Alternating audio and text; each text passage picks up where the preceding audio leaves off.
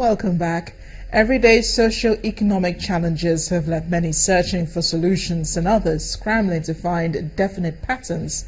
Some artists attempt to capture the people's perspectives of society and significant incidents in their works. Joel Mpah-Doz is one of such artists.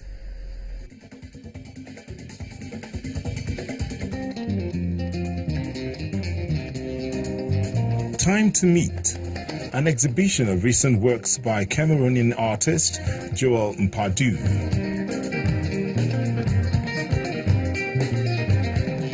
This is Mpah-Doz's first solo exhibition in Nigeria, and he presents recent works on aluminium arising from the depth of introspection regarding the way fellow humans act in the world.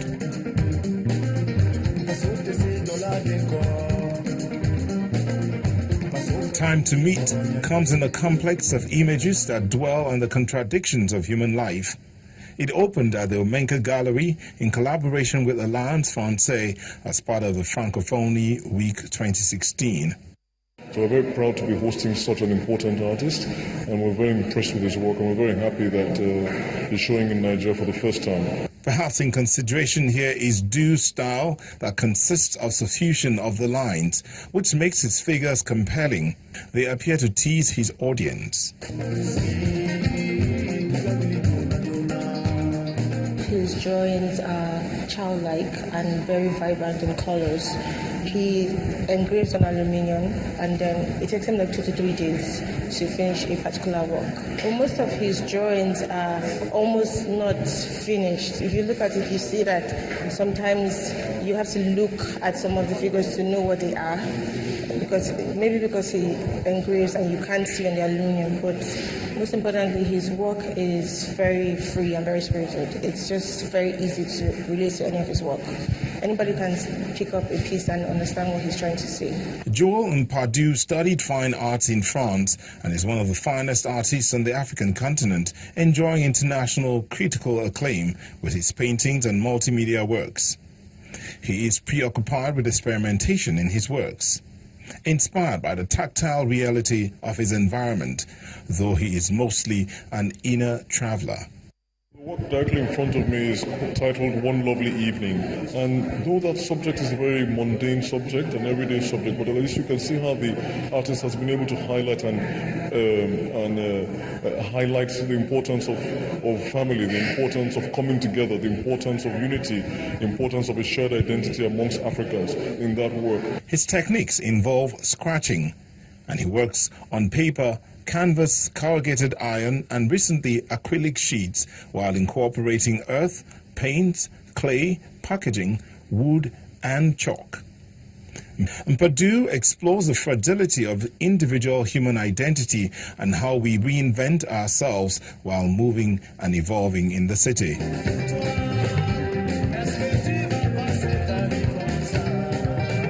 He suggests that in the process, this delicate self takes control through conflict with society and its institutions, while drawing on history and destiny, as well as relationships. He has an uncommon gift of synchronizing conflicting elements, French and Douala, traditional and modern, while blending a myriad of influences. Joel Mpah-Doz was a visiting artist at the Bag Factory in Footsbury, Johannesburg. Some of his exhibitions include Rendezvous, which is a highlight of the 2006 Dakar Biennial of African Contemporary Art in Senegal. He has held solo and group exhibitions in Cameroon, Austria, Senegal, France, Cuba, Lebanon, Kenya, and the United States.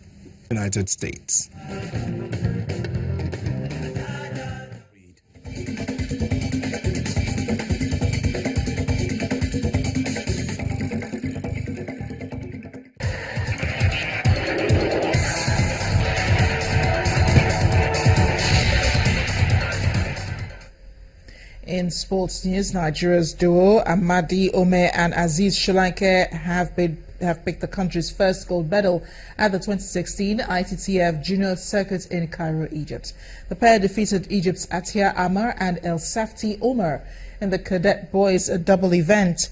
Despite losing the first game 11-7, the Nigerian teenagers fought well to claim the victory by winning the next 3 games to fetch Nigeria the gold medal at the Cairo International Stadium. Earlier, Omer led the Nigerian junior team to silver in the team event won by Egypt.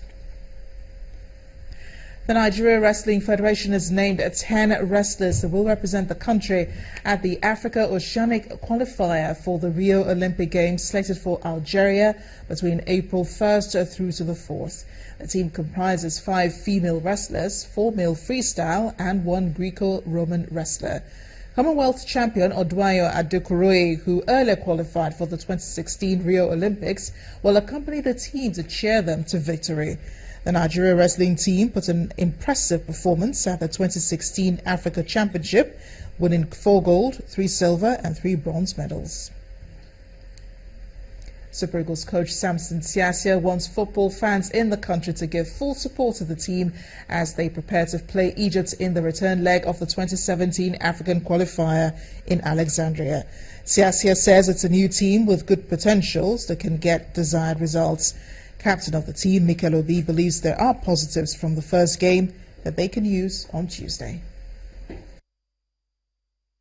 But all the same, there's a little bit of improvement. We want to take that little bit of improvement and make our corrections and go to Egypt. Everything is possible in football. If Tanzania can go and win in Chad, why can't we win there? As long as we get our game plan, our tactics and all that set, and try to stop the danger players from, getting a chance to score, just like we did before the end of the game. The boys didn't do that bad, but we need to actually encourage them to make sure, stick to the program and go out there, play for Nigerians, Nigerians are looking up to a new team. I believe these guys can make that difference. We can take a little positive out of that game. It was a very good game. I think we played very well. We had control of the game. We did what we wanted to do tactically, and I think we created a lot of chances to have won the game. Even before they scored, I think we should have scored 2 or 3 more before they even scored. Meanwhile, Super Eagles' first-choice goalkeeper Carl Ikeme has been ruled out of Tuesday's 2017 AFCON return leg clash against Egypt. Super Eagles' medical crew have confirmed the goalkeeper has a stomach upset, which has kept him out of training since Friday's game in Kaduna. In his response, head coach Samson Siasia says the absence of his first-choice goalkeeper will not affect the team's chances of victory. He says any of his reserve goalkeepers, Daniel Akpeyi and Ikechukwu Ezenwa, can get the job done in Alexandria. The Confederation of African Football has banned Nigeria's group opponent, Chad, from the 2019 AFCON after they pulled out of the ongoing Africa Cup of Nations qualifying tournament. It will also pay a fine of $20,000.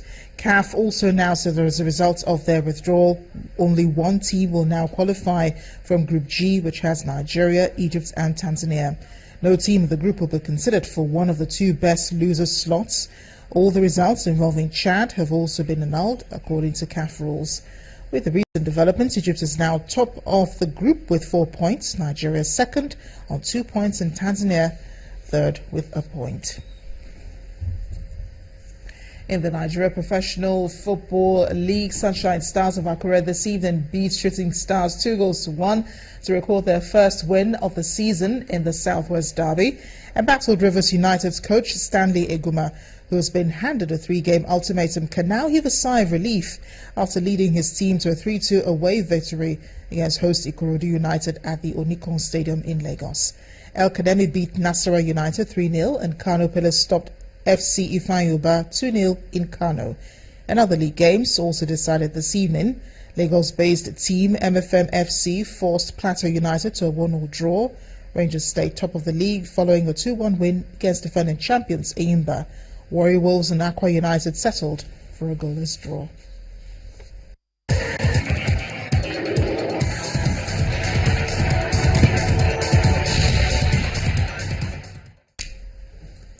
Away from sports, the figures have gone up to 60. Those who've died from the explosions in the Pakistani city of Lahore. Police believe the attacks were targeted at people celebrating the Easter at the Gulshan-e-Iqbal Park. Witnesses said there was a stampede following the explosion as the park had been crowded with families at the time. President Mamnoon Hussain has condemned the blast, and the regional government has announced 3 days of mourning. The Pakistani splinter group Jamaat-ul-Ahrar has claimed responsibility for the attack. Syria's President Bashar al-Assad has praised troops' recapture of the city of Palmyra from the Islamic State militants, calling it an important achievement in the war on terrorism. The president said he felt indescribable joy that the city had not been completely destroyed by the group. An on-the-ground assessment of the city is to be carried out over the next few days in order to develop restoration plans. While Russia has congratulated President Assad, it says he knew the Palmyra operation would have been impossible without Russia's support. And the main news again. The message of hope resonated across the world today as Christians commemorated the resurrection of Jesus Christ. Clerics advised Nigerians to show more love and care for one another. Also today, the president gave assurances of faster progress in the delivery of the dividends of democracy. In his Easter message, he also called for religious harmony. Suspected kidnappers have allegedly abducted an army officer, Colonel Samaila Inusa, in Kaduna State. It's been a deadly Easter Sunday in Pakistan following explosions that left at least 60 people dead in Lahore. That's the news at 10 tonight. Thanks for watching. I am Amarachi Ubani. Enjoy the rest of the holidays. Happy Easter.